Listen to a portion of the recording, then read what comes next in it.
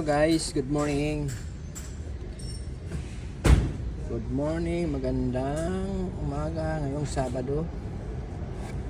For today's video, mag-check ulit tayo nitong S-Raider.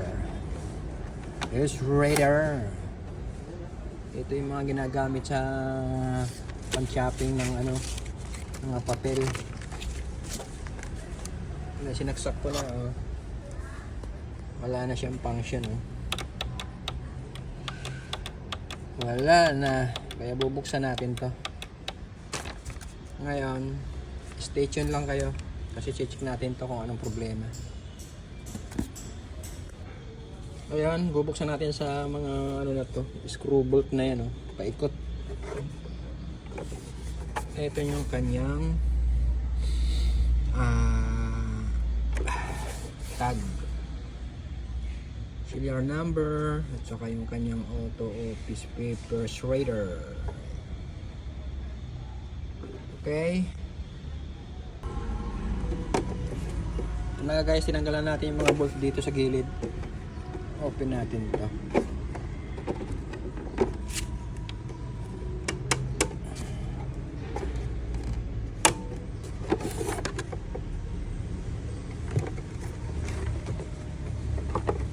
Daming mga nito, daming mga papel Teka lang, kailangan nakadalawang kamay ang gamitin. Oh my goodness, what happening? Ganito ba talaga kadumi to? Tingnan mo yung kanyang mga ngipin, very sharp. Tingnan natin yung kanyang board, hindi na makita yung kanyang motor, yung kanyang pump belt, yung kanyang mga gear.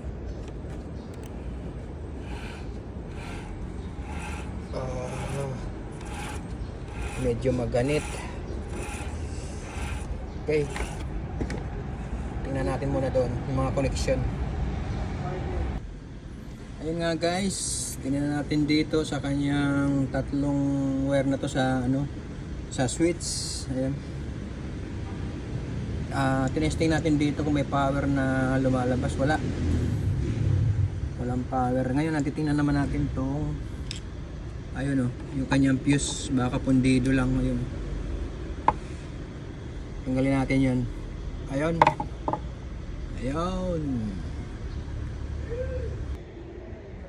Ito na nga guys, tinanggal natin yung fuse.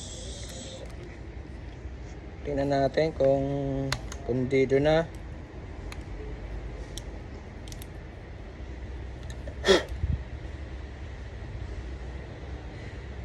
Parang hindi pa yata ito pundi Hindi pa. May pa may connection pa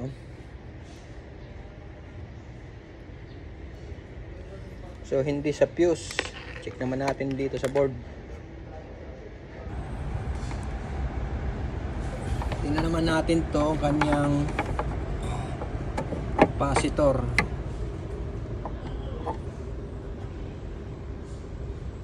For UF,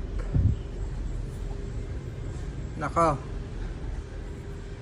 parang may tama na to lobo na. Ayan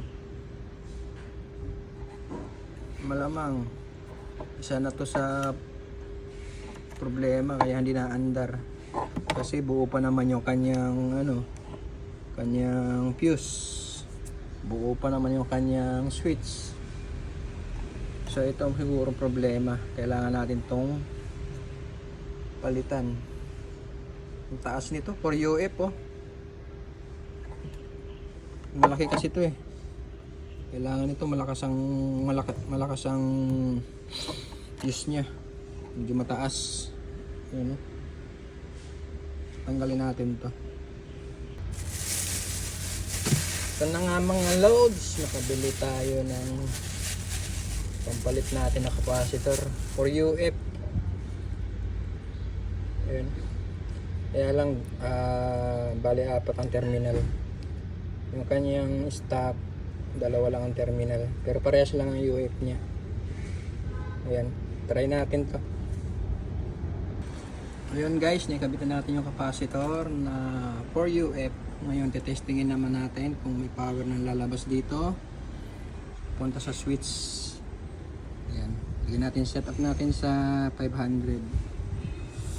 Alternating current, saksak natin. Then tingnan natin tong ano na to, toggle switch sa yun. Pipintin lang natin yan.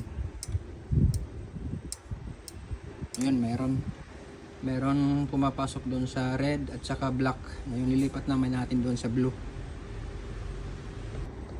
Ayun, nasa blue na siya. Linipat ko yung ating test probe.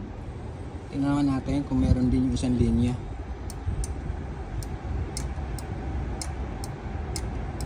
Yan, meron din. Ngayon, ang problema natin doon naman sa switch. Ang gagawin natin, kakabit natin kung gagana na siya. Okay? Tanggalin na natin para sure. Ito na nga guys, linisin muna natin yung sensor. Ayan. Ito yung sensor niya. Ayan, magkatapat yung dalawa. Lininis natin, sobrang dumi. Tingnan natin kung gagana na to. Tapos babalik na lang natin to. Ayun, gawa na rin yung ano niya, yung switch.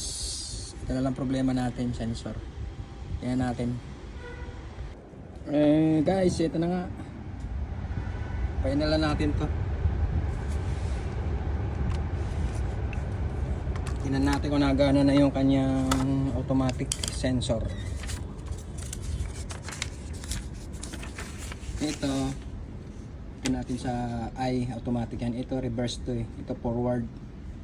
Ito off yan sa gitna. Ayan. Tingnan natin dyan.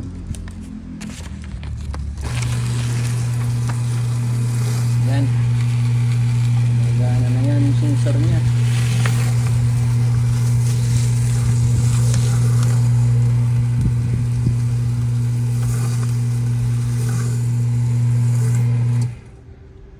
Ayos.